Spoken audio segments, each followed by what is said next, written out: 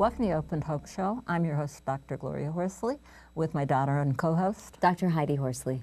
You know, Heidi, you and I were talking about it the other day, and our number one visit at Open to Hope of over 1 million unique visits a year was? Parent loss. Yeah. Yeah, losing your parent because, Mom, we will only spend, most of us, 40 to 60% of our lifetimes with our parents on this earth. Because most of the time, our parents will die before we do. Mm-hmm. And I know you've lost both your parents. Yeah, and I have, of course, you know, because I'm an older person. It's a natural part of life, and I think sometimes people just don't get the kind of support they're looking for when they have a parent die. Well, and I also think it's minimized. And the reality is, I've never known my life without my parents on the earth. I don't even know what my life would look like without parents. And yet, it's minimized and unacknowledged a lot of times. Yeah, so we've got some great guests. They both had some parent loss. They've both done some things to remember their parents and to help you remember the people you've lost in your life. We're going to be giving you resources, and we hope that you will tell your friends and family, anyone who needs something on parent loss, about this show. Absolutely, Mom. So our show today, as you said, is on building resilience after parent loss, and we have two guests today. Allison Gilbert, hello. Hi, Allison. And Anna Huckabee Tull. Hi. Hi, Anna. And let's see. Let me start with Allison because I know Allison well. We both serve on the TAPS advisory board together, as do you. TAPS is the Tragedy Assistance Program for survivors, and there are survivors that are military families. So we just went to one of their their national conferences, a regional conference in San Diego, and just got back recently. And you were telling me that she showed some fabulous things from her book on remembrance that we're going to be seeing later on. I'm excited to see. She did. After I got out of my workshop, we were all together and there was a buzz going on, and people were saying, Allison, I love the stuff you showed on how to remember our loved ones after they've died, and I want to see more of that. And I went, wait a minute, what? Bring some of this stuff to the studio and let's show everybody out there what you can do, all the things, the crafts and the things that you can do to stay connected with those that we love and lost, and to pay tribute to them and memorialize them. But you don't have to be crafty. I like this. I don't want to scare anyone away because Martha Stewart, I am not. I think that's important, Allison. I'm glad you said that. It is, because I think that could scare people away. It can scare people like I'm me. not crafty, I can't do it, but believe me, neither am I, and these are opportunities that you can then work with others who are, and they can then execute it. So I love that idea. No fear. I love that idea because it is intimidating to me. Yeah. To think, oh my gosh, wait, I have to sew, I have to knit, I have to craft. And like you said, you don't have to be that person. Anyone can do it. I know both your parents have died, and they both died of cancer. Yeah. So you are now parentless, right? Yes, yes. Okay, so and have been for quite some time. And you have a book called Parentless Parents. Yes. Yes. How old were you when you lost your parents? So my mom died of ovarian cancer, and I was 25. It was the year that I was going to get married. And so she died in January, and my wedding was set for October, and we did get married in October. And so the juxtaposition of incredible sadness to a moment when I'm supposed to be incredibly, and I was joyful, but clearly there was something missing. Someone really important missing. And so we did a lot of work that I was really happy to do, to how to kind of keep my mother present I like that. during the engagement, during the plans, and then of course on the wedding day itself. And then my father died a few years after that from well, it's lung cancer. Yeah, we want to get back to your book and some of the interviews you did with people. Yeah, because she's written she's written a couple books. One is called Past and Present, Keeping Memories of Loved Ones Alive. Yes. And then Always Too Soon. Yeah, yeah. So the previous books were really about that raw place of really just being split open from loss. So Always Too Soon was a series of interviews that I conducted with celebrities and other people who lost their parents to, let's say, infamous events. Okay. So there are children who lost their parent, let's say, to the Oklahoma City bombing, or on 9/11, or TWA Flight 800. And so those are events that you would have known, but may have not known the personal story of someone who lost their parent in that event. Or just, famous people who we think we know, who then revealed their personal story. So I don't know if you're a fan of Ice-T. I totally am. I totally am. So I interviewed Ice-T. I interviewed Roseanne Cash, Johnny Cash's daughter, and I interviewed our friend Hope Edelman, who is just phenomenal, who really is known for writing about mother loss. Yes. But I had just gotten to her, she's a dear friend of mine now, right after she lost her dad. Wow. And she had not spoken publicly about that until our conversation. So that is the book, Always Too Soon. Wow, I love it. Yeah. And next to you, Anna Huckabee Tull. Yep. So Anna is an award-winning singer-songwriter, and people commission you to write songs for them, right? That's right. And then you'll write personal songs about whatever they would like. Yes. And today you're going to sing Out of the Blue after the show. Yes. Well, at the closing That's a very of the show. personal song. Okay, yeah, and I know that your dad died of Alzheimer's. Yes. And you and your mom wrote this song together, is that right? Yes, we did. Okay, can you tell us a little more about that? So he died just over a year ago. Okay. And my mother was his primary caretaker toward the end. If you know anybody that's had Alzheimer's, it takes more than one person to take care of them. But for a very long time, she did a fabulous job of keeping him engaged and focused and operating at whatever level he was. But it's a really taxing thing. Yeah. We were talking earlier about there are two kinds of death. There's the sort of unexpected, didn't know this was happening, it's shocking, and there's all of that energy to deal with. And then there's this other kind of death, which maybe you experienced with your parents, where it's happening slowly right in front of you, and you're sort of watching this person fade in front of you. So my mother had this idea. I guess I gifted her because people do commission me to write songs, and I said, hey, how about if I gift you? You can have a song about whatever you want for part of your healing process. Now, is your mother a musician? She's a cello player. So yeah. okay. Oh, wow. And so I said, what do you want a song to be about? Let's just leave it wide open. What would you like? And I don't know, I guess I was sort of guessing she might want something that's sort of memorialized my dad's life. He was in the final stages as we were working on this. But she said, what I would really like is a song that speaks to other people in this position that are caretakers of someone where it's clear they're not here for much longer. And to speak to that experience of watching them disappear in front of your eyes. And then the wonderment with Alzheimer's, if any of you know anybody that's had this disease, there are these little moments where suddenly you see them again. They're sort of fully there and they're present. So she created this song with me called Out of the Blue, and it speaks to these little moments where out of nowhere, suddenly there he is again, and he knows who she is, and he's looking her in the eye, and there's feeling, and it's beautiful, and then, sort of back out of the I picture can't wait again. to hear that. So I love this song, I know, right? and I haven't performed it publicly Wow. much. I played it at my dad's funeral, and I played it at my mom's 80th birthday. It's rare. There are a lot of songs that I do more publicly, so it's very personal. It's a bit of a I'm so glad challenge, actually, frankly, to do it. But when you were telling me what the show was about, I just felt like this is the one. It should be the one that's very personal, even I if love that's that hard to you're do. debuting it to a certain extent I here. kind of am. You yeah. are. You really are. And I know you also wrote the book Living the Deeper Yes. Can you tell us a little bit about that? I'd love to. So this just came out. So you have many books out. This is like my first book ever, and it's really been quite an incredible experience. Living the Deeper, I'm a life coach, and so I've spent 20 years working with people in all different capacities and dealing with a lot of loss, a lot of grief. That's not the only thing, but it's a big part of what I do. So the message of this book has to do with learning how to talk to ourselves better.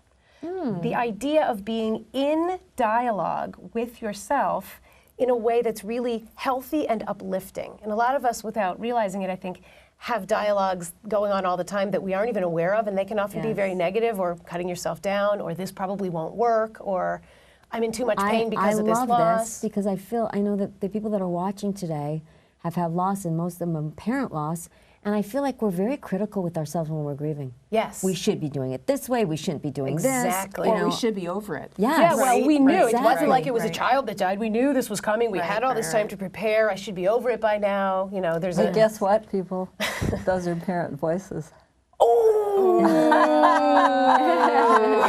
I like that. That's interesting. That's interesting. Yeah. Because I'll tell you one thing that's really strange. When my mother died, my dad had dementia, not Alzheimer's, but Very close, when you're yeah. telling me about those moments, I'm thinking, my mother used to say, what really gets me is when he'd say, "Who are you again?" Right. After all I've done for you. Who are you again? Yeah. And my mother had a great sense of humor. And she said he put his head out the window at our condo and screamed, "She's killing me." Oh, it's a tough road to hoe when you're there for someone every day and they don't remember this incredible, vast history that you have with them, of loving them. Yeah. But and as kids, seeing your parents, I mean, you're adult children, but still seeing your parents in those places is not easy. No. You think of them as the person you live up to try to be like, and they've led the way, and they've taken care of you, and then to see a parent so incredibly diminished that they're just feeble, you know, it's a really confusing, scary, strange way. What was kind of fascinating, and I don't know if you had it when both your parents died, maybe if your mother died second or older, but I remember when my mother died, I kind of thought, wow, I'm my own person. It can be freeing, right, on a certain level. And I was telling that to, I play golf, the head of my golf program, and her mother just died. And I said, "Nancy, let me say one thing." And she started, I told her that, and she started to smile. And she said, "There is that moment every so often that says, I'm it." I think at the time of loss, you don't see all the growth that will eventually occur. Not at all. So if someone had told me that Right. at that moment, I think know. I would have been ill-equipped to Right. take that on. And you were to be young. honest. And I was If you've got a parent who's dying in their 80s or something, And it's a lot. irritated. Right. Well, I just think there's a sensitivity about when you recognize the growth, and I think that takes time. Timing is important. I think timing is important. Went in to do work with the 9/11 fire department siblings, I was told to go in, and this is 4 years after their brothers had died, but it was still relatively new because, you know, grief takes a long time.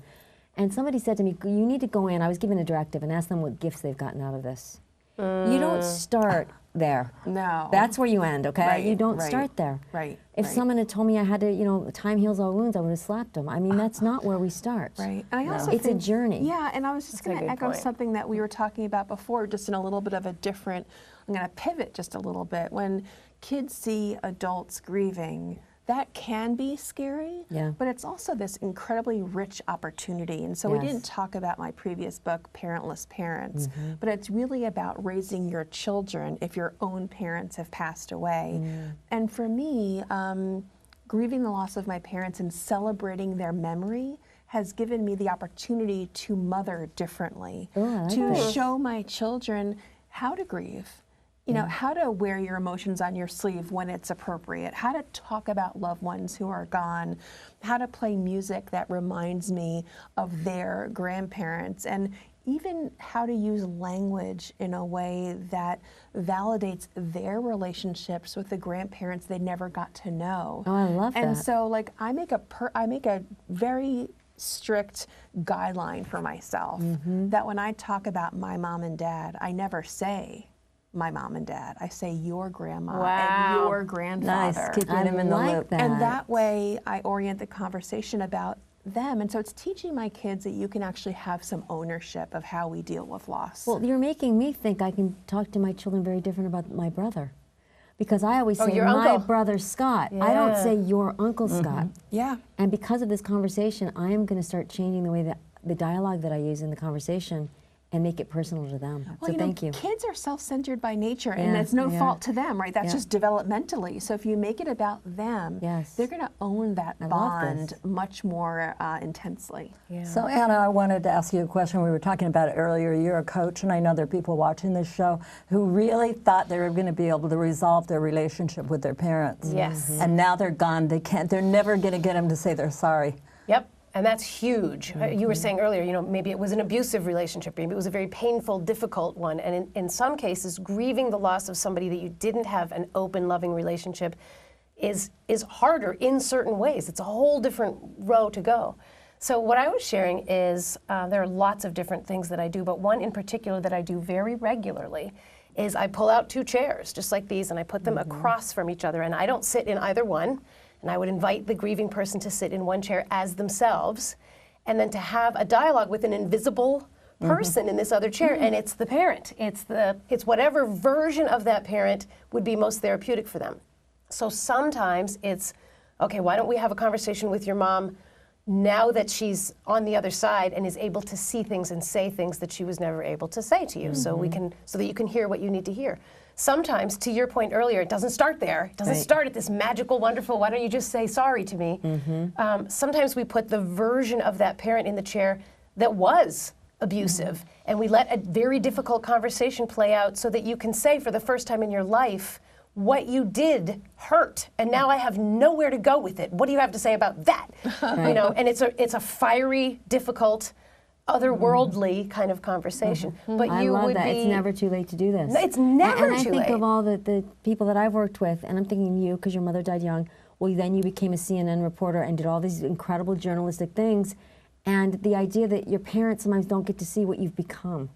Yeah. And you know, how you've grown in your career or with your family or whatever. And that part is hard. I know that was hard for my husband when he lost his father. Oh, it's crushing. He said, I've always done everything to make my father proud, and he's not here anymore. Yeah, who am I when he's not here? Yes. Who am I? Who's And gonna, who am I you to can make use proud? the chairs for that too. There can be a whole dialogue that is, here are all the I like things that. I want you to know that you didn't get to see, but I want to tell you about. I want to tell you what it felt like when I won that award, or how lonely and hard it was when you weren't there when X or Y or Z happened. I love this. I think these techniques for people who are watching this and they haven't resolved these issues with your parents, you know, you really need to do it. It's not worth it carrying a lifetime struggle of things that you didn't get from your parents. You're an adult and you're still, you know, feeling that way because now you're, you know, number one, you're ahead of yourself. So we want you to really enjoy your life. And we're going to see some of the things now that Allison's developed. I want to see what you brought. I know, to right? help us see some memories that we can look at. Yeah. Good. I'm excited. Well, here we are at this goodie table of wonderful things. And first of all, I'm picking up this picture. What a festive picture. Can you tell us about it? Is that you? That's me. So the reason why this is so important, if we remember in the earlier segment, my mother died before I was married, and my mother died before I had children of my own. So you may wonder, how is it possible For your that daughter to my be in daughter to be with my mother and me? Well, I think it's really important that we can use technology to enhance our memories. And so a little Photoshop magic. She is dubbed in. You cannot tell. So I put my daughter in front of a white wall in our kitchen. I had her wear a scarf to kind of echo how my mother and I were dressed that day. And then for her, for a child, if you've lost the grandparents for your kids, you want them to see for themselves and own for themselves maybe the traits, the characteristics that they look like. So this to me was a great So anybody treat. can do this? Yeah, it's just Photoshop. What fun. That's amazing. Yeah, That's it's a very great cool. way if you've lost your parents to build that connection with the grandparents they may have not known. I'm thinking I want to put my brother in here with my children. Yes, That is very cool. yes. I love that idea. Okay, the next thing is this little container here. It's called the memory game. We all know the game Concentration from when we were children. So this company is called Paper Culture, and you could email them photographs of your loved ones, living and gone, and you can put them on these chips. You can make your own that's custom so memory cool. game. So here we have a beagle, That you is know, the very cool. family, pet. You may have a child who's going to be playing the game.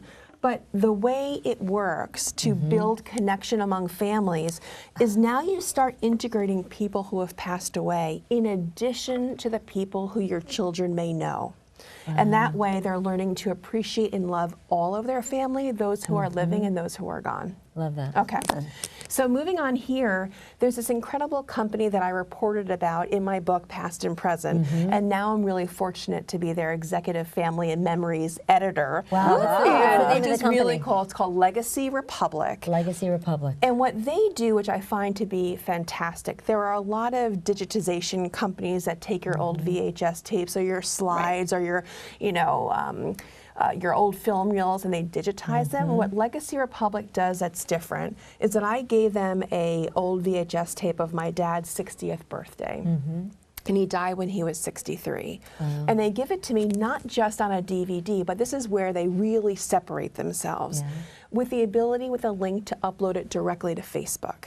And the reason why that's so critical is that now you're amplifying your memory. That DVD would then stop with me. I couldn't share it, but now with Legacy Republic, I can just upload these clips very easily to Facebook. Wow. And they also allow you to make these little beautiful charms and other kind of keepsakes. And this is a picture, and we can get a shot of it later on, of my aunt, who, my mother's sister, who also passed away of breast cancer. And I'm going to be giving this charm that Legacy Republic made to my cousin, who had her second child this year, in memory of her mom, who couldn't meet her grandchildren That's either. going to be an emotional gift. Yes. She's really good. I love it. But you know what Legacy Republic does? They're all about sharing stories. And that's what we have to do. If you've lost a parent, to keep their memory alive is to say their name out loud, share stories, keep those memories present and positive. And that way you can keep those conversations going. I love it.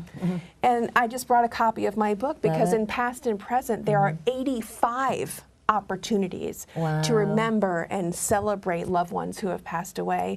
So you don't have to do it alone, right? You can be alone, but there's also opportunities to do things in community with other people, which I also think is really important to do. Fabulous. Yeah. Well, Anna, thank you so much for thank you for bringing all this stuff. You're welcome. It's wonderful, and people are going to get a lot of great ideas. Could you talk a little bit about the song you'll be singing at the close of the show again? I know you talked earlier, and how you feel that impacts families to remember them. It's such a powerful, powerful thing to put to music because, as you know, music has a way of bringing emotions up to the surface. So for a lot of people that are grieving, there's too much coming up to the surface. For others, it's not coming up. There's this feeling that I want to feel. I want to feel the feelings, and that's what I love about putting loving words and ideas about missing somebody into music, which, like as I said, the one I'm going to be doing today for your show is about my own father, so there's no question there will be emotion coming forward for me to do it then, but it's a really powerful experience. When I'm missing my dad, I listen to this song. You know? Fantastic. Well, we want to thank you guys for being on the show, and you can be also found online, and your websites are at the bottom of your pictures, so people will be able to see where to find you. And Heidi and I want to thank you for watching this show today, and for all of you who've lost adults, that have lost children, parents, excuse me, we hope that you will get a lot from it, and that you will get a lot of support, and that you will, if you do have issues, resolve them. And Heidi and I always want to remind you that we're there for you on opentohope.com. And if you've lost hope, please lean on ours until you find your own. And God bless.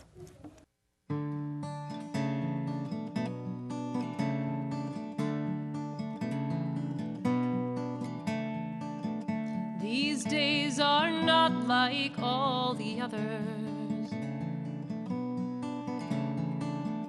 You're over there and you've forgotten almost all of what we had and what we said and what we did, and I'm left holding all the bits, and you're adrift and I'm adrift. I try to make things feel familiar. I sit there by your side and tell you all the news about the people you once knew, and we make the sounds we used to make.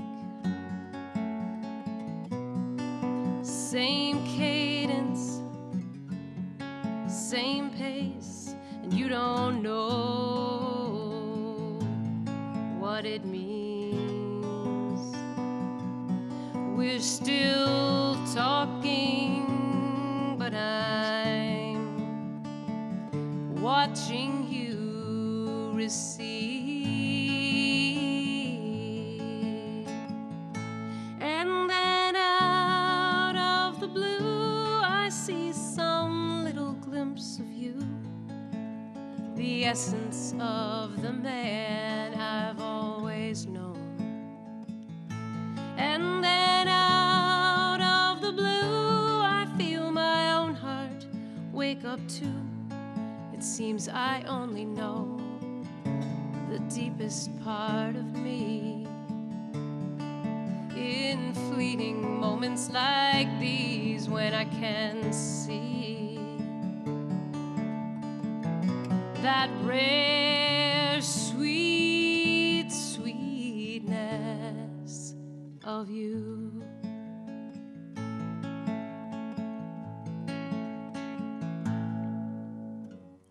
These days are not like all the others. I know you're fading as I'm watching and I'm waiting. Yes, I'm standing on the shore that we once shared, growing stronger, growing sadder, growing scared. But I keep speaking because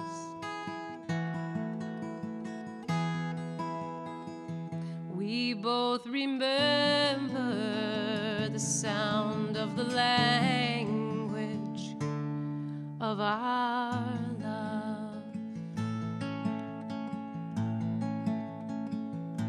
Forever out of the blue, I will hold memories of you, the essence of the man I've always known. I will carry the truth of the love I hold for you, wherever I go. I am filled